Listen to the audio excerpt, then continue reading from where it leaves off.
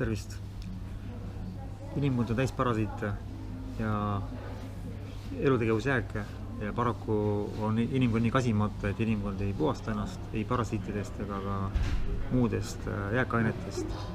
Paljud arvavad, et parasiidid on nendel, kes kuskil maas vedelevad purjus peaga või kes tuhnivad prügikastides, arvavad, et nemad on nii puhtad, et ennast ei pea puhastama. Kuigi koertele kassidele antakse ussirohtu, siis endale ei võeta. Tegelikult inimkond on täis parasiite, aga mitte see pole praegu meie teema, vaid ma räägin üldse puhastumisest. See puhastumiskuur, kus siis keha vabaneb parasiitidest ja jääkainetest, elutegevusjääkidest ja sissetöötavatest mürkidest, kestab tegelikult üle 3 kuu. Aga selle kuuri lõpus on siis soolepuhastuskava ja tekib küsimus, miks on vaja soolt puhastada. Soolt on vaja puhastada sellepärast, et inimesed söövad sellist asja nagu sai.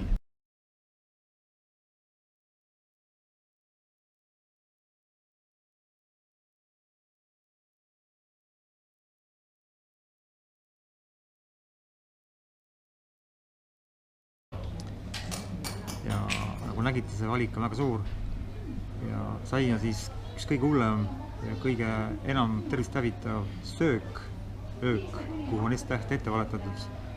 Sest saias on esiteks gluteen, mis kleebib kinni soole. Sool on siis gluteeniliimi täis, sealt imendanud toitained.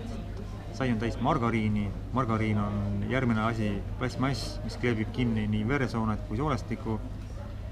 Seal sees on siis rafineeritud jahu, mis on täielik klepekas. See venib hästi, kleepub igale poole ilma kiudaineta, seda süüa ei tohi. Kleepub soolestikku, seal ta läheb mädanema, muutub mustaks solluseks ja jääb sinna soolde siis ootama oma kõduaega, kus siis on väga hea teha losse, kodusid, pisikutel, ussidel, kõigil tegelastel. Järgmine asi, mis siis on väga ohtlik, on pärm. See on termofiilne, tähendab seda, et see hävineb alles kõrgemal temperatuuril kui 500 kraadi ja saia leiva küpsetamine seda kindlasti ei ole. Nii et pärm on siis ka soolestikus ja pärm siis peidab ennast ilmselt gluteenikile alla ja tegeleb seal vaikselt omaette paljuneb, tarbib eest ära kõik vajalikud vitamiinid, mineraalid, aminohapped ja immuunsüsteem võitleb kogu aeg selle pärmiga. Igatahes inimeste soolestik on umbes, on kinni, ei jooda vett ja sellepärast inimeste kõhud paisuvad. Tekivad eesnäärme hädad, soolestik surub kinni, eesnäärme verevarustuse, tekib prostatiit, mis pärast areneb vähiks. Nii et inimestel, kellel on punnikõhud, on tungiv soovitus ära puhastada soolestik ja siis nad näevad, millist kõntsa, ollust, usse, pärmseene klimpe ja gluteenikilesid selle puhastusega välja tuleb. Mina soovitan siis sellist puhastust, mis on välja mõeldud Ameerika arsti doktor Albert Seeri poolt. Ta on seda puhastuskava kokku pannud üle 10 aasta ja on saanud väga hea tulemuse selles vallas, et ta pani kokku savi koos taimedega, mis siis soolestikust paisub 4 korda ja rammib sealt välja kõik soolde kinni jäänud kõntsa ja parasiidid. Nii et mina olen seda kava tegemas ja vaatame, kuidas mul see puhastus kulgeb.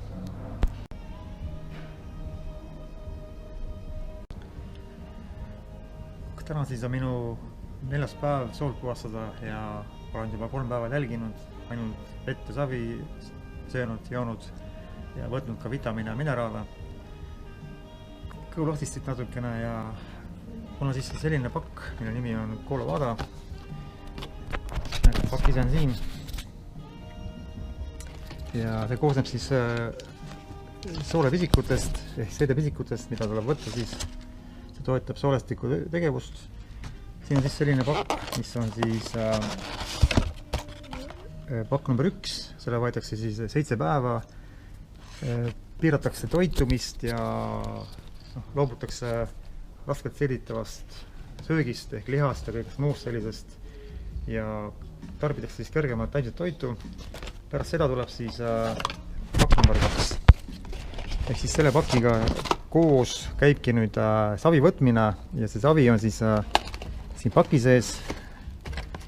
näete, selline powder ja kui savi võtta, siis toimub paast, midagi sööda. Iga 3 tunni tagant võetakse siis savi, 4 pakki päevas, 16 pakki on kokku seal. Ma panin siia nüüd sisse selle pakenitäie ja segasin selle ära, see tuleb kiiresti ära juua poole minuti jooksul, sellepärast et see hakkab nüüd paisuma. See paisub 4 korda ja soolestikust ta siis surub mehaaniliselt välja soolestikust kõik sinna kogunenud jäägid, surub välja sealt siis gluteenikile, pärmseene võrgustiku, surub välja sealt kõiksuguse ära kallerdunud olluse, margariini, rafineeritud jahujäägid ja kõik ussid, paelussid, kes sinna teele jäävad, kõik surutakse välja. See on kõige parem mehaaniline soolepuhastus, mida ma üldse näinud olen. Nii et soovitan ja joome selle kiiresti ära, enne kui see ära tahkub. Savi on siis väga tõhus, jah. Ja kui see läbi saab, siis hakkab taastumine, võetakse siis 3 päeva paki number 3, jälle vitamiine ja mineraale ja hakatakse jälle toituma jälle kärgemast toidust. Nii et 2 nädalat kestab siis selline väga tõhus soolepuhastuskuur, aga siin on üks aga, et seda kuuri tehakse siis alles pärast põhjalikku eelpuhastust. Kuuri ette käib 3 kuu pikkune üldpuhastus, kus me siis turgutame keha, peseme selle veega läbi, puhastame makse, neerusid, ajame välja ainurakseid ja see on siis sellepärast, et see paastumine ei tohi toimuda siis, kui inimene täis parasiite, sest parasiidid ei paastu, parasiidid söövad verd, söövad rakke. Tegelikult paastumine on tõhus ja see toimub siis 3-kuulise puhastuse lõpus enne lümfipuhastust ja see on siis kõige tõhusam viis, mis tegelikult rammib soolest välja sinna tekkinud gluteenikile, sinna tekkinud margariini, rafineeritud jahu ja ka pärmseene kolooniad. Nii et pärast soolepuhastust hakkab teie keha talitsema palju paremini, ainevahetus hakkab toimima ja kõik hakkab omastuma.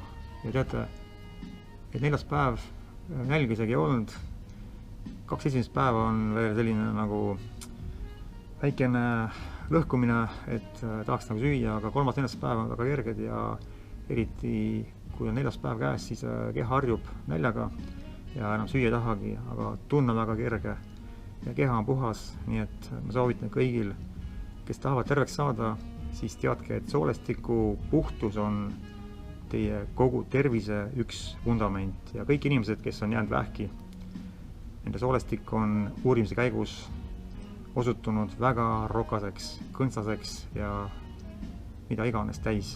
Nii et on vaja harjuda uue kultuuriga, soolestiku puhastamise kultuuriga ja sellega puhtana hoidmise kultuuriga. Nii et kohtume uuesti ja puhastage oma soolestikku selleks, et olla terved.